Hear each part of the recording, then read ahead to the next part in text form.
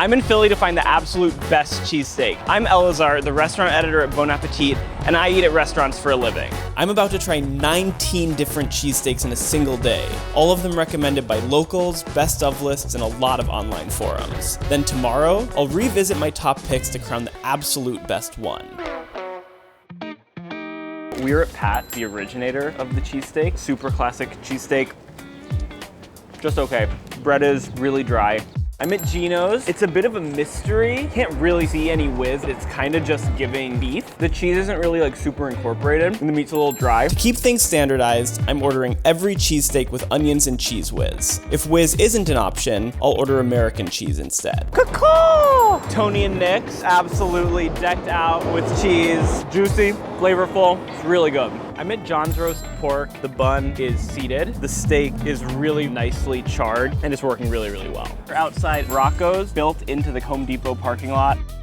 I do really like it, but it's almost giving me like beef bulgogi. Gooey Louie's told me that they only do real cheese, and that means no whiz. The beef is great, but it's straight beef. This is Mike's Barbecue, and this is a brisket cheesesteak with homemade Cooper Sharp whiz. Got that deep, smoky flavor, so it's definitely something a little bit different. I like it a lot.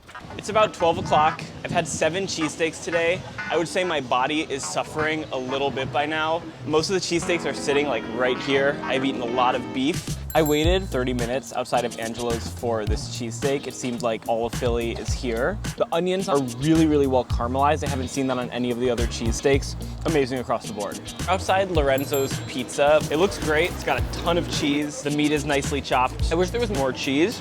Lube it all up, but it's really nice. I'm next door to Woodrow's. Read to you from the receipt, all caps. Our truffle whiz is not from a can. The truffle is strong.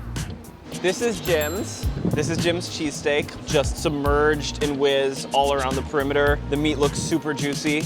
Bread for me is reading just like a tiny bit dry, but overall it was really, really juicy. Ishkabibbles won. I'm learning. I think I like a really juicy, overloaded cheesesteak. The ratios on this one look really nice to me. The bread actually holds up to sort of keep all that juice in. I think this is a really good cheesesteak. We're having a late roadside lunch at Cleaver's. It's a really nice looking sandwich. The bread is really nice and pillowy. I'm getting a bit of a bite that's really juicy right here, and then it's just kind of straight bread. Across the street from Taste, there's a neon sign that reads, "Do you want to taste me?" And I do.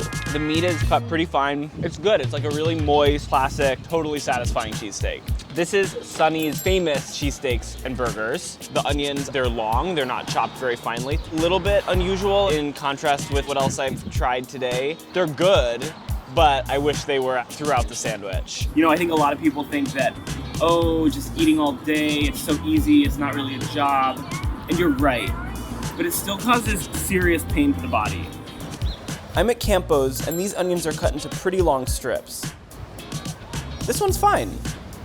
I'm at Steve's Prince of Steaks. The meat sliced as opposed to shredded or chopped, so it's these like long slices. I don't think I love this one. This is cheesesteak number 18. Just went into Café Carmela, which is mostly seemingly a sit-down restaurant. Whoa, that is a good-looking cheesesteak. Super flavorful, super moist. True love. Day of cheesesteaks in Philly would not be complete without a trip to D'Alessandro's. I was convinced by the owners to do provolone and American. The sharpness of the cheese does something really different than the whiz. The flavor is like way deeper. And that was my final cheesesteak. 19 in a single day. I truly did not think it was possible. I'm not even sure how we crammed them all in, but we did it. I had a ton of great sandwiches today, but 4 stood out as deserving of another try. Angelo's, Café Carmela, John's Roast Pork, and Tony and Nick's. Tomorrow, I'm going to head back to analyze every part of those 4 cheesesteaks and decide which is the best in Philly.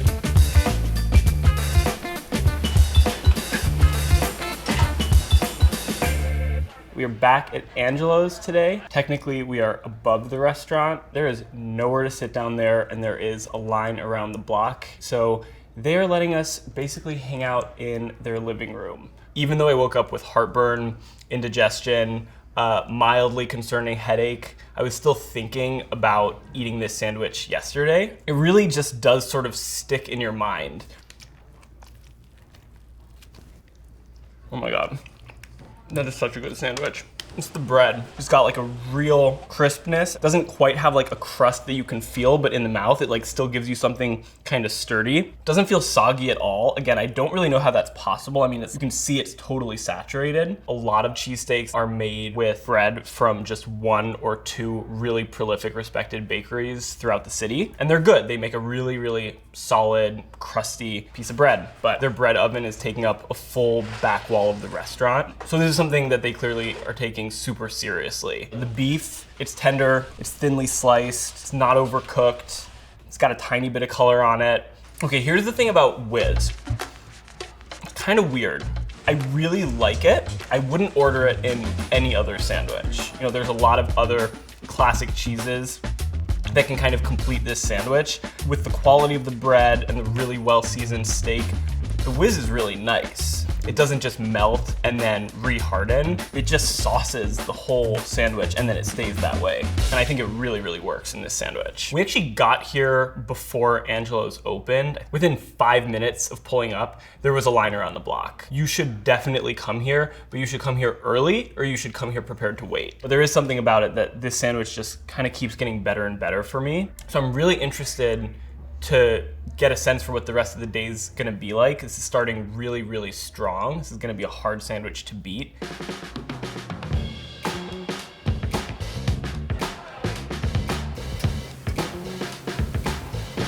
I'm in the dining room at Café Carmela right now. Yesterday, it was not part of my plan to come here, but I was looking through some of the comment boards, doing a bit of trawling on Reddit, trying to figure out if there was anything that we missed, and I kept noticing this name come up again and again and again. I think the reason we missed it is it's pretty new. It opened in 2020. I feel like you know it's good when the like protective paper completely soaked through. Yesterday, this was cheesesteak number 18, and I think it really says something that even after eating that much, it was still that good. Oh my God, you see the drip. My favorite thing about this steak, the Whiz, they make their own cheese sauce here. Tried to get them to tell me what's in it, but it is definitely a house secret. So I cannot tell you too much about the contents, but it is really, really delicious. A little more complex than Whiz, shocker. We actually got a little extra. It's still got the sweetness. It's still salty. But you can actually taste cheese, for one. It's a little bit sharp. I wouldn't describe it as like aged. It's not funky at all. It just has a lot of flavor. Just to open it up a little bit, the whole sandwich is soaked through with that cheese. The bread is coming from a local bakery called Karangie's. It's a seeded loaf. I'm really liking seeded loaf. It's just that extra little bit of sort of like nutty flavor from the seeds. I was talking to the mother-in-law of the owner, and she was explaining they mix the cheese sauce with the meat on the grill. That's part of why the sandwich feels so well combined, and it almost feels like the meat and the onion and the cheese are like one cohesive element. It's really getting like almost emulsified on the flat top. That's really working for me. So I think that's an awesome technique. Meat itself, ribeye, not super finely chopped. You're getting little sort of shreddy pieces, but you're still getting enough to kind of chew through it. The onions are nice. I like that they're there. I think I wish that they were cut up a bit more finely so that they were kind of soaking through the sandwich instead of just being dotted around. Before we started filming, I was talking to a customer. He's from Philly, and it actually has become his favorite cheesesteak in the city. And I think that speaks volumes in a city like Philly where a cheesesteak is really like legacy. It's really history. I don't think that you get a ton of new cheesesteaks that contend for best in the city. That just doesn't happen that often. 2 down, 2 to go.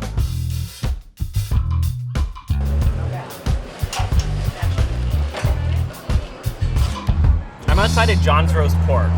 I mean, come on, it is a thing of beauty.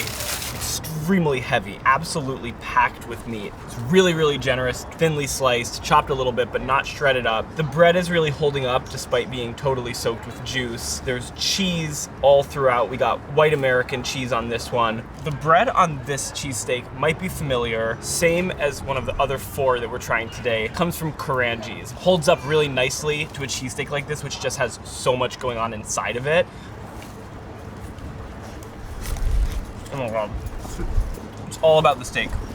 The bread is good and the cheese is flavorful, but there's so much meat. It is so moist that is what you taste. Like that is exactly where your brain goes. It's just cooked so well. Layer of onions, layer of oil to get everything starting to caramelize, and then the meat goes down. So you get beautiful color on the onions, really, really nice caramelization and sear on the meat, and that for me is what really, really stood out yesterday when we came here the first time. I don't know if you can see, but the steak is really peppery. This is the first cheesesteak I've had where it actually leaves like a little bit of heat in the back of your throat. It's really nice. So the meat here is this kind of in-between texture. It gets a little bit of cook on both sides before those line cooks start chopping it up. And so it's kind of holding together in these smaller bits. In the mouth, that just means chewy.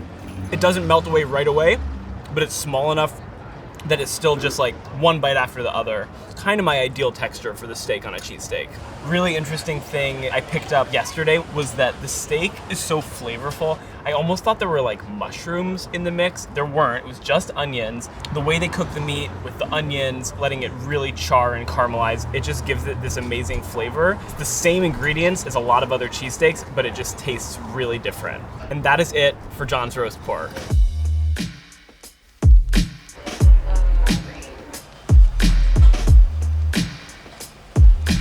We are at Tony and Nick's.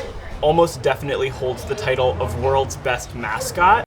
Caw-caw! It's perfect. It should really be the flag of Philly. When I close my eyes and think about a super traditional cheesesteak, this was the one that came to mind. The bread is super sturdy, really, really generous with the meat, and then it has these onions all the way throughout. Also get lots of whiz, seems pretty nicely proportioned. They go heavy on the whiz here.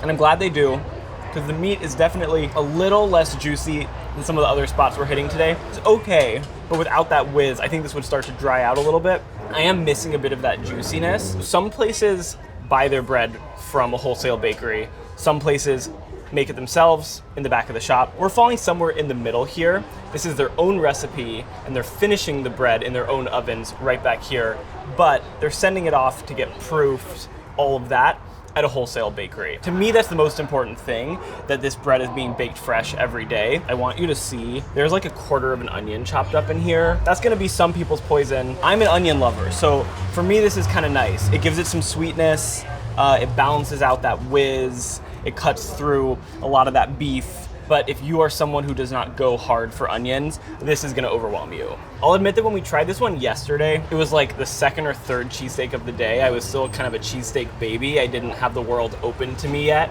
I don't think I was wrong exactly, but after trying the other three today, I will say it doesn't hold up quite as much. It's leaving my mouth just a little bit dry. I'm wishing it was a little bit juicier. So we live, we learn, we salute the bald eagle holding the cheesesteak. That is it for the final four. After 2 straight days of eating, I think I've finally found the best cheesesteak in Philly. My absolute favorite cheesesteak in Philly was Angelo's. They're making their own bread. It kind of doesn't get better than that because each bite is just so incredibly fresh. It absorbs the juices, it balances out the flavor, it keeps the sandwich feeling really, really sturdy for every single bite. I just really couldn't get over that sandwich. The meat was really tender and really well sliced. Cheese perfectly coated every single bite. And actually I thought the onions were pretty standout too. They were just a little bit caramelized, so it gave more sweetness, but also just a little bit more depth to every bite. Ultimately though, it was the bread. If I had an also perfect award, I would give it to John's roast pork.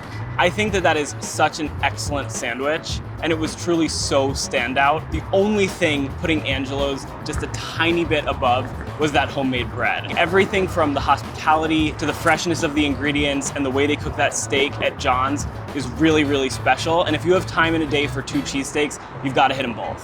One spot in our top 4 that gets a little bit less shine, probably because it's a lot newer, is Café Carmela. I thought that was a really, really good sandwich. The homemade cheese is just such a nice touch, and having it robe every single bite of steak, for me, was a really special experience. Welcome to Philly. Thank you. Philly in the building. Anything to say about cheesesteaks? Oh yeah, the best cheesesteaks. You gotta go to Angelo's.